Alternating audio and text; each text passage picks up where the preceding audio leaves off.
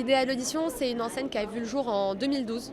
En 2022, on était à 80 boutiques en France et en Espagne. Et notre but en 2023, c'est d'arriver aux 100 boutiques. C'est notre première fois cette année. On est très heureux d'être présents parmi ce beau et grand congrès.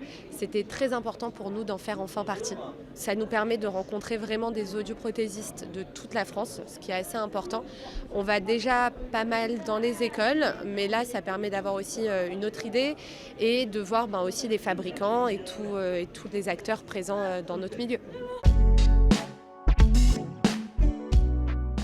On voit arriver des acteurs de l'optique aujourd'hui dans notre profession, de plus en plus, mais ça ne reste pas la majorité de nos confrères.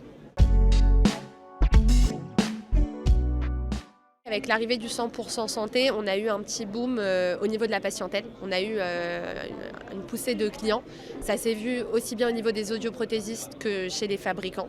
Après, en termes des acteurs, des audioprothésistes, il y a eu pas mal d'ouvertures dernièrement, pas mal d'opticiens qui se sont lancés dans l'audio. Après, à voir sur les prochaines années qui sera encore là.